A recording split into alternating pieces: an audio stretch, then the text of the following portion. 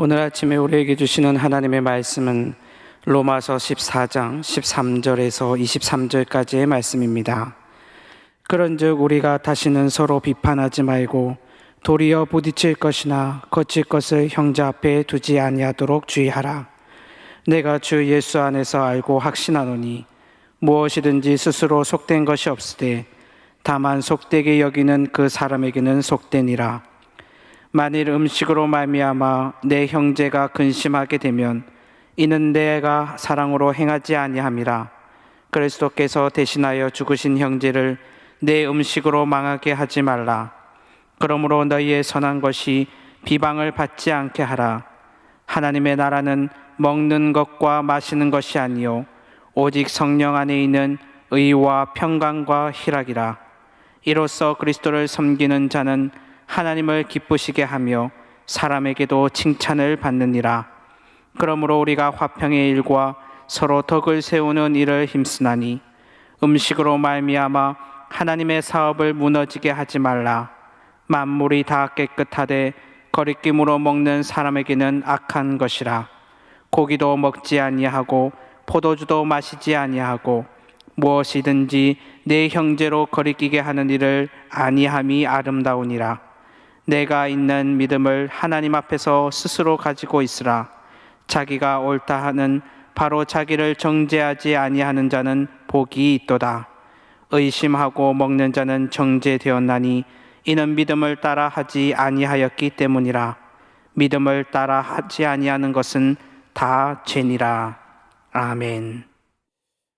이 로마서를 통해서 사도 바울이 로마에 쓴 서신을 보면 지금 이 로마 교회 안에 크지는 않지만 대단히 중요한 그런 문제 혹은 갈등이 있는 것을 볼 수가 있습니다.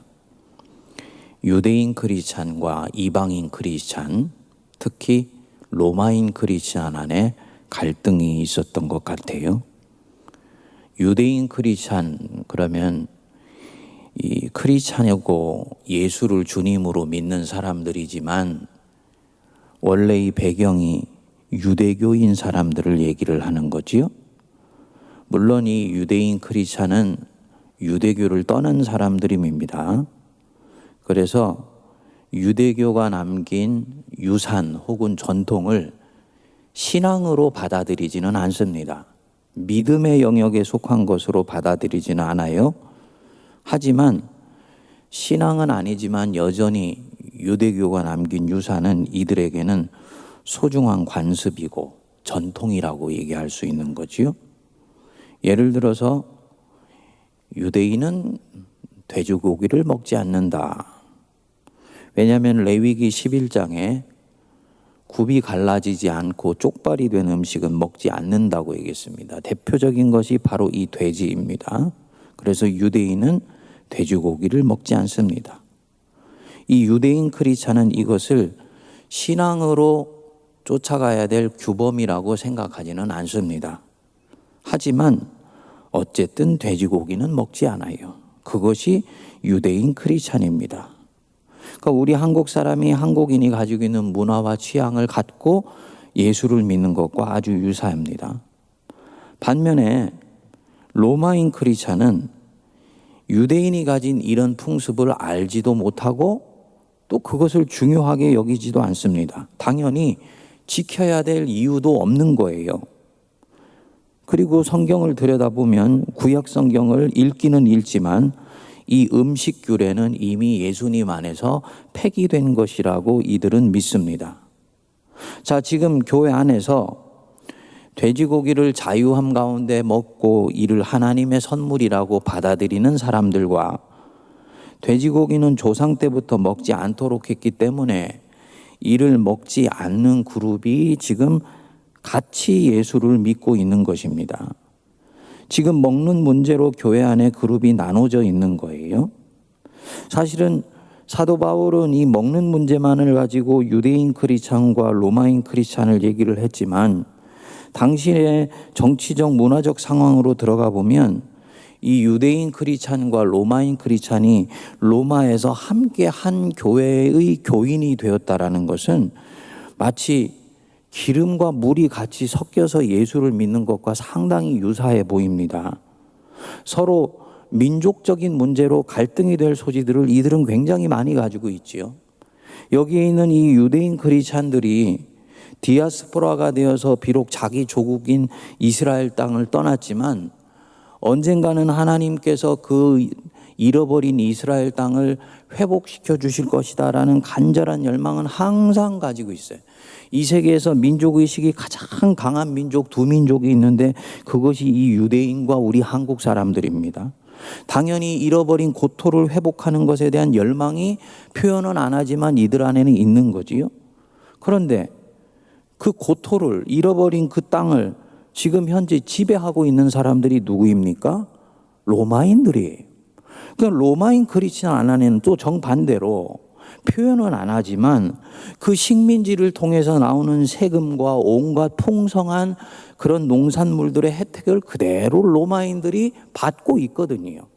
그러니까 이 부분에 있어서 이스라엘 땅의 문제로 지금 가지고 가면 굉장히 정치적으로 갈등을 일으킬 수 있는 요소가 많은 가운데서 이 유대인 크리스찬과 로마인 크리스찬이 한 교회를 지금 섬기고 있는 것입니다.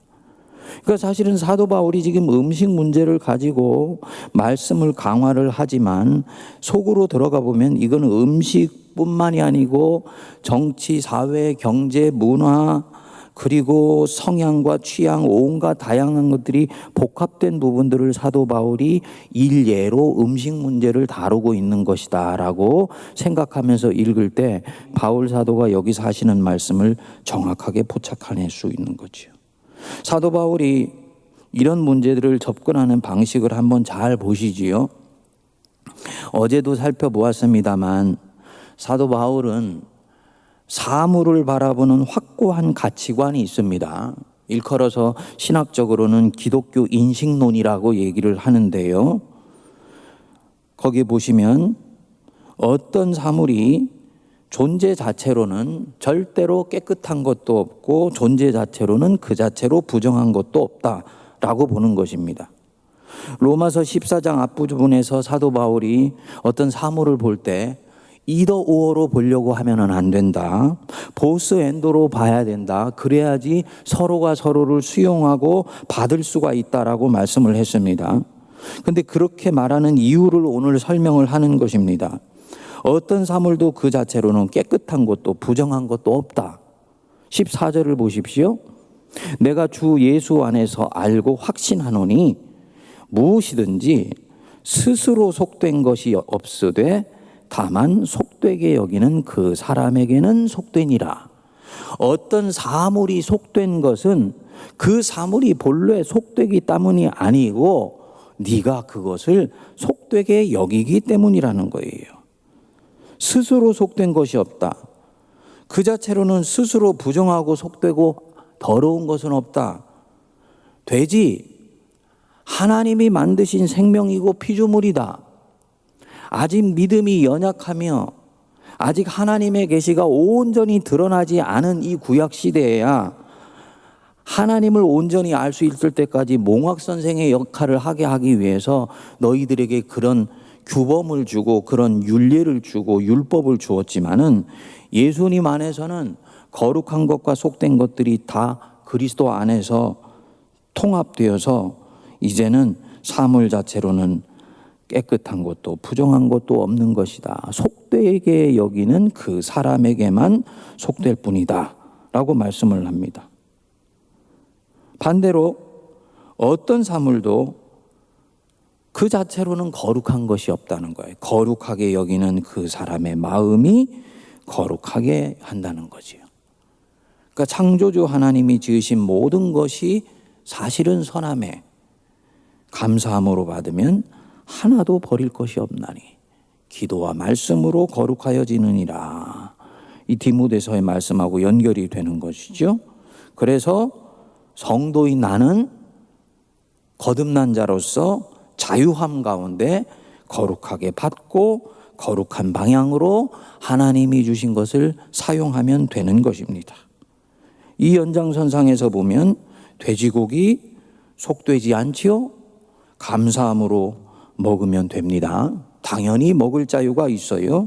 그렇게 먹고 힘을 내어서 주님을 위해, 주님 나라의 일을 위해서 열심히 살면 그게 바로 하나님께 영광이 되는 것입니다. 그런데 14절 이렇게 말씀하고 나서 15절에서 반전이 일어납니다.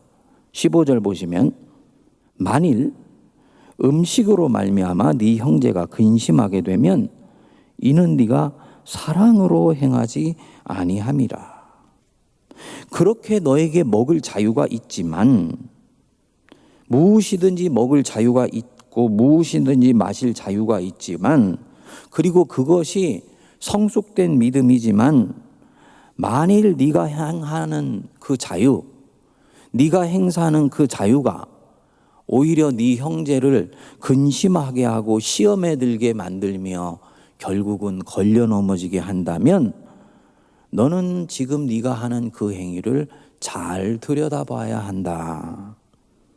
뭐라고 그랬습니까? 이는 내가 사랑으로 행하지 아니함이라. 성도가 가진 자유가 사랑의 울타리 안에서 행사되어야 한다는 거지요. 너는 지금 그 행위를 너의 자유로 하고 있으나 사랑으로 행하지 아니하고 있다. 사도는 그렇게 보는 것입니다. 어떻게 해야 됩니까? 내 형제가 내가 천연덕스럽게 돼지고기 먹는 것을 보면서 자신이 이때까지 소중하게 여겨왔던 전통이 지금 업신여김을 받고 있다고 생각할 수 있잖아요. 그러면 그 형제 앞에서는 그 음식을 내려놓으라는 거예요. 왜냐?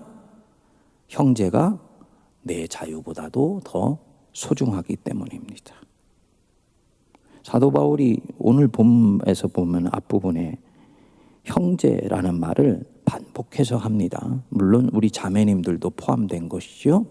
근데 사도 바울이 이 형제를 어떻게 대하고 바라보고 있는지를 잘 눈여겨보세요.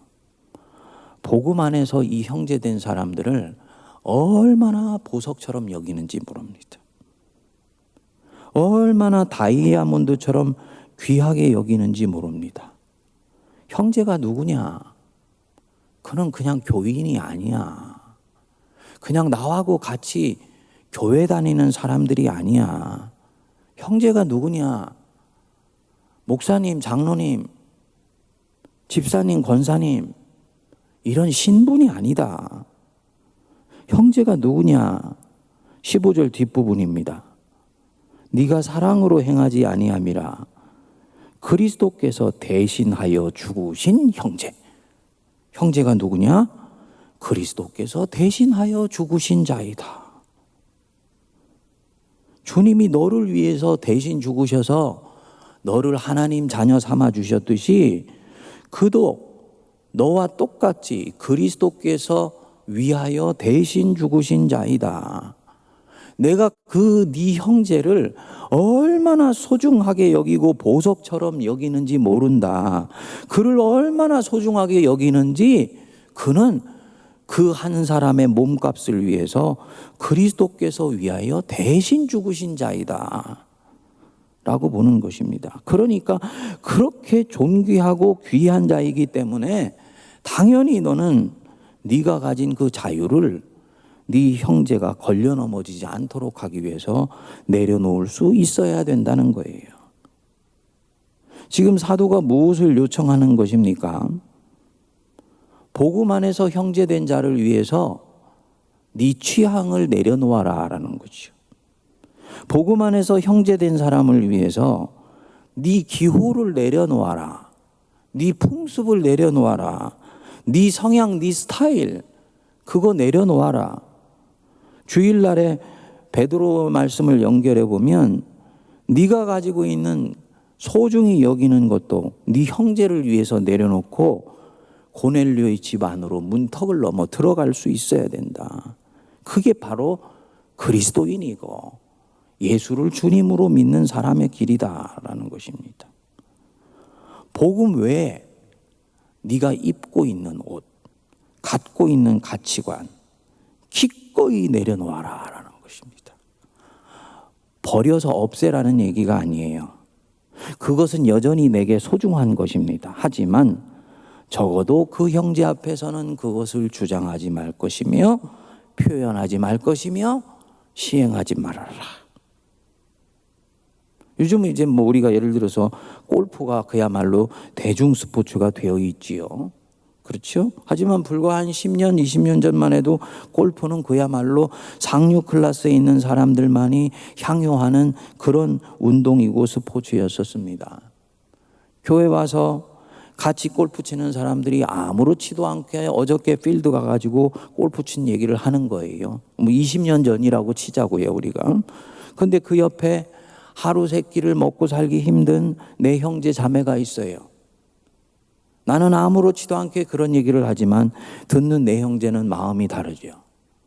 나는 하루 세 끼 먹기가 힘든데 내 옆에 있는 이분들은 나는 꿈도 꾸지 못할 골프를 치네 라고 생각하면서 실족할 수가 있다는 거죠.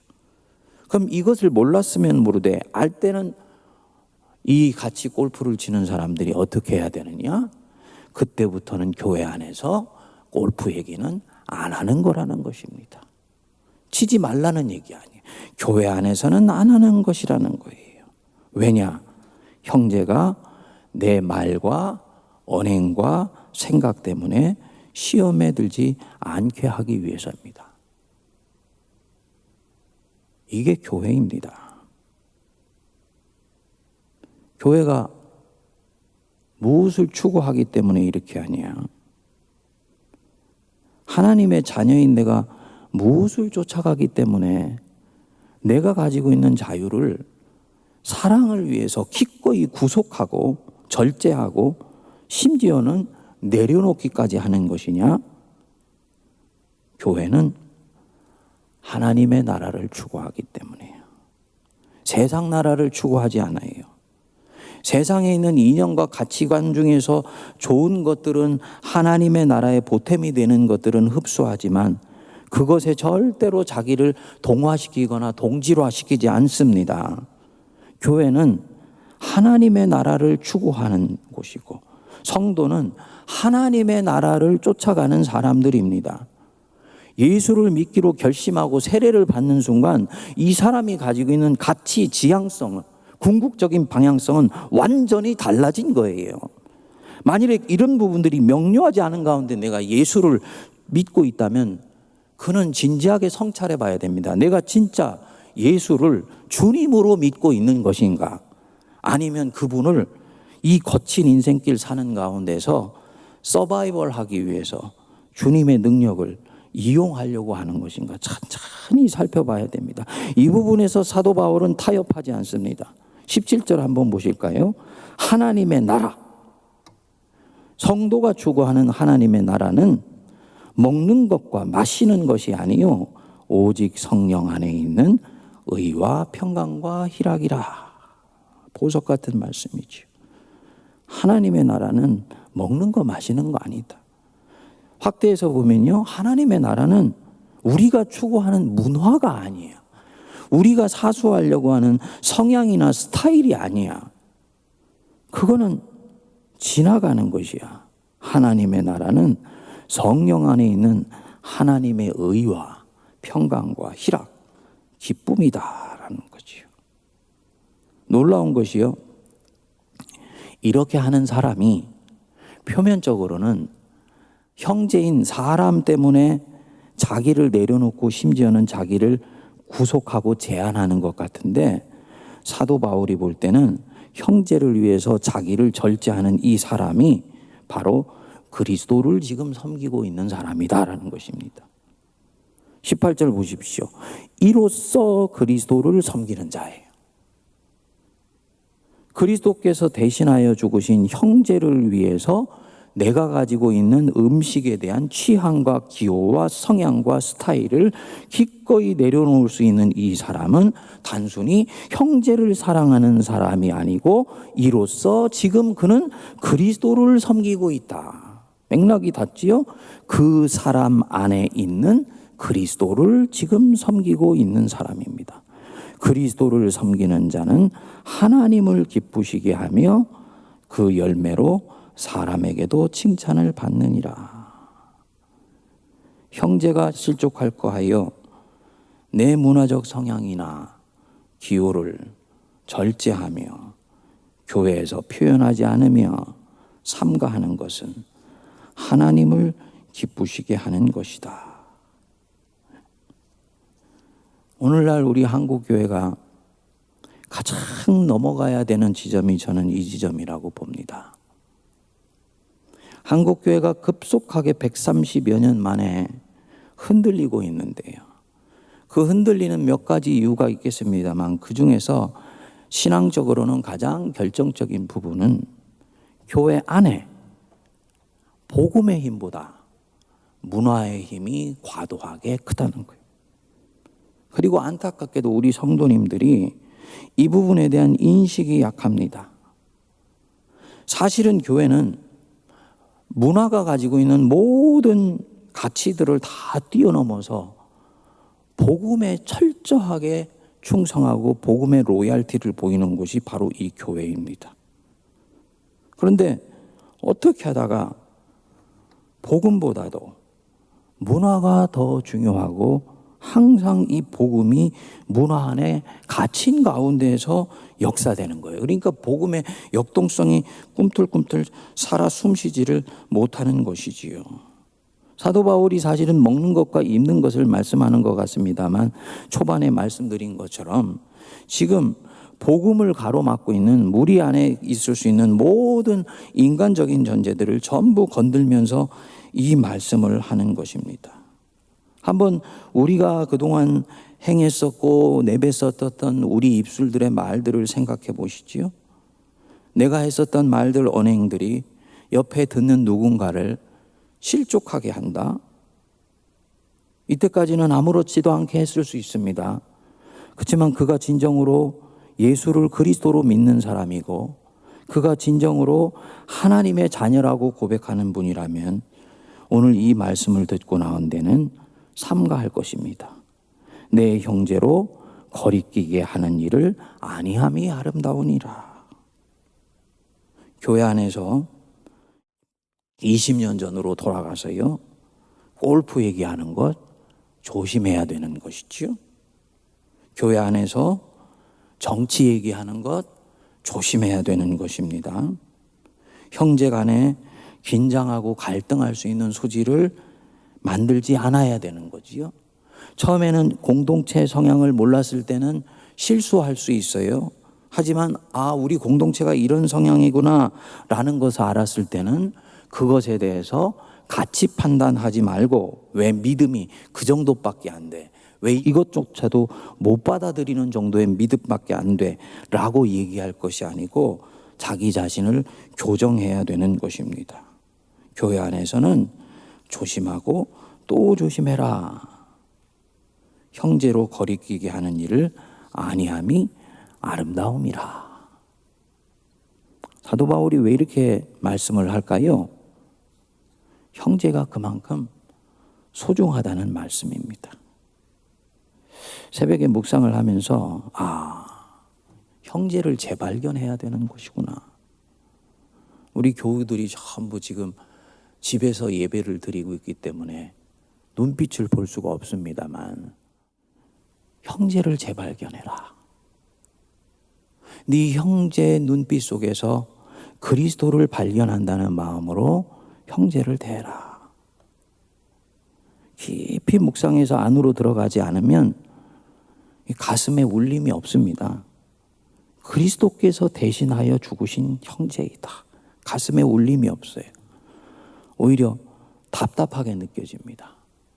왜냐? 내가 경험한 교회는 그렇지 않았기 때문이에요. 오히려 교회는 나를 아프게 했고 교회에서 만난 형제는 내게 상처를 주었고 밖에서 경험하지 못했던 아픔을 오히려 교회에서 받았을 수도 있습니다. 주님 때문에 지금 교회를 다니고 교회를 섬기지만 내 형제를 위해서 내가 가지고 있는 성향과 취향을 내려놓을 마음은 나는 없습니다. 내 형제는 그만큼 보석 같기보다는 오히려 나에게 가시가 되었기 때문인 것이죠. 성도님들 안에 이런 마음이 찾아올 수 있습니다. 어떻게 해야 됩니까? 이 말씀을 붙들고 씨름해야 되는 거지요. 이 말씀은 나로 하여금 기도하도록 만들지요. 내게 기도말 하나를 넣어주게 되지요. 주님, 형제를 용서할 수 있게 해주십시오. 형제를 품을 수 있게 해주십시오.